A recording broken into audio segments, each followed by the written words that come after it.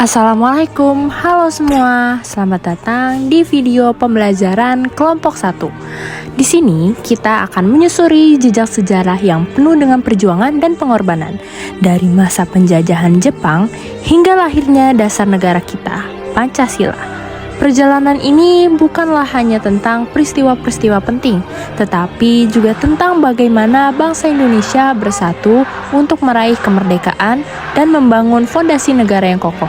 Yuk, mari kita simak bersama bagaimana para pendiri bangsa merumuskan nilai-nilai luhur yang menjadi pedoman hidup kita hingga hari ini.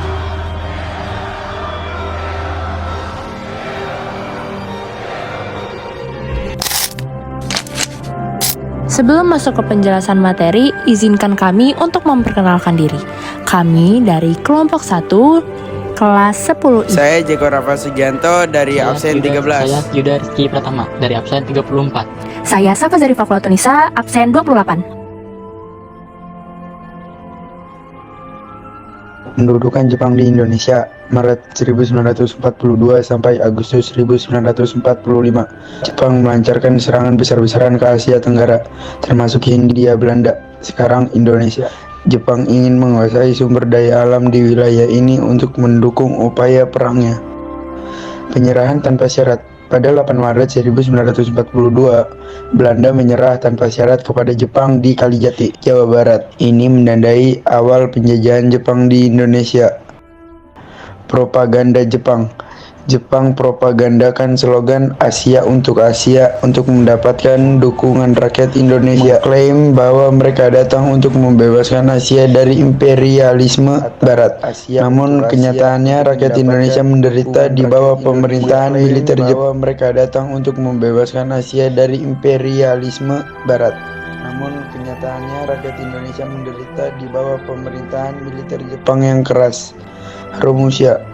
Jepang memaksa ratusan ribu rakyat Indonesia menjadi romusha, buruh paksa, untuk membangun infrastruktur militer seperti rel kereta api, jalan raya, dan lapangan terbang. Banyak romusha yang tewas akibat kerja paksa, kekurangan pangan, dan penyakit. 2. Pembentukan BPUPKI atau Badan Penyelidik Usaha Persiapan Kemerdekaan Indonesia pada tanggal 29 April 1945. Tujuannya adalah melihat kekuatan Jepang yang semakin melemah dalam peperangan dunia II. Jepang berusaha menarik dukungan rakyat Indonesia dengan menjanjikan kemerdekaan. Untuk itu, Jepang membentuk BPUPKI yang bertugas untuk menyelidiki dan mempersiapkan langkah-langkah menuju kemerdekaan. Adapun anggota BPUPKI beranggotakan 67 orang tokoh nasionalis Indonesia, termasuk Soekarno, Muhammad Hatta, Ki Hajar Dewantara, dan Agus Salim. 3. Sidang pertama BPUPKI 29 Mei sampai 1 Juni 1945. Pembukaan sidang.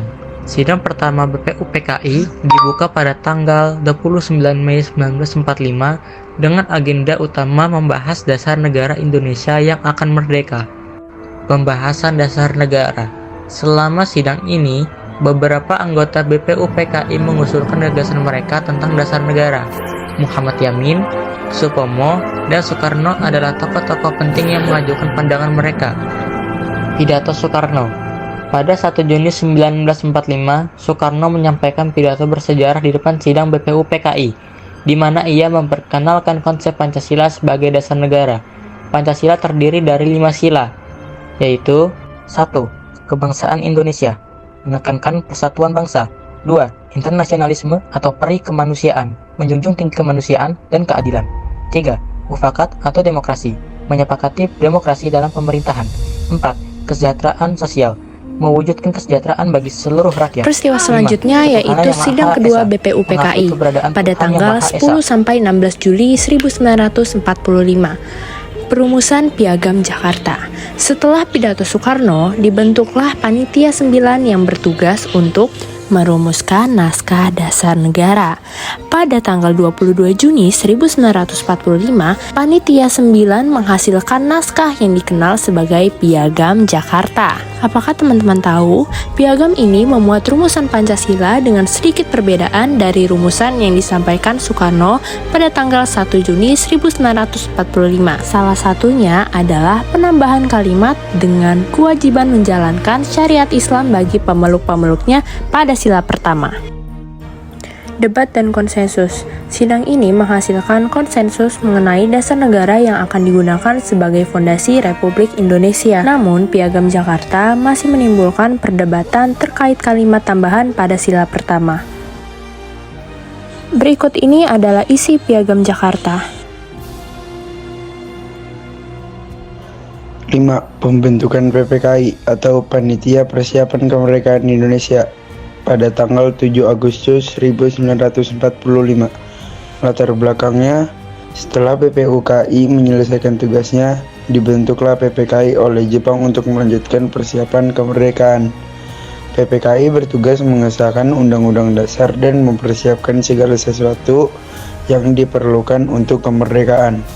Anggota PPKI terdiri dari 21 anggota yang dipilih dari berbagai daerah di Indonesia, termasuk Soekarno, Hatta, dan Rajiman Weddiodiningrat. 6. Proklamasi Kemerdekaan Indonesia pada tanggal 17 Agustus 1945. Latar belakang proklamasi. Setelah Jepang menyerahkan kepada sekutu pada tanggal 15 Agustus 1945, ada kekosongan kekuasaan di Indonesia. Di tengah situasi tersebut, para pemimpin Indonesia melihat ini sebagai kesempatan untuk memproklamasikan kemerdekaan. Proklamasi pada tanggal 17 Agustus 1945, Soekarno dan Muhammad Hatta memproklamasikan kemerdekaan Indonesia di Jalan Pegangsaan Timur nomor 56 Jakarta. Teks proklamasi ini disusun dalam pertemuan yang diadakan pada malam sebelumnya. Proklamasi. Kami, bangsa Indonesia, dengan ini menyatakan kemerdekaan Indonesia. Hal-hal yang mengenai pemindahan kekuasaan dan lain-lain diselenggarakan dengan cara saksama dan dalam tempo yang sesingkat-singkatnya. Jakarta, 17 Agustus 1945, atas nama bangsa Indonesia, Soekarno, Hatta. Sidang pertama PPKI pada 18 Agustus 1945, sehari setelah proklamasi, PPKI mengadakan sidang untuk mengesahkan UUD 1945 yang di dalamnya termasuk Pancasila sebagai dasar negara. Pengesahan Pancasila. PPKI menyetujui perubahan dalam rumusan Pancasila dari Piagam Jakarta. Kalimat dengan kewajiban menjalankan syariat Islam bagi pemeluk-pemeluknya diubah menjadi ketuhanan yang Maha Esa untuk mengakomodasi keberagaman di Indonesia. Pembentukan pemerintahan. Sidang PPKI juga menetapkan Soekarno sebagai presiden dan Muhammad Hatta sebagai wakil presiden Republik Indonesia yang pertama.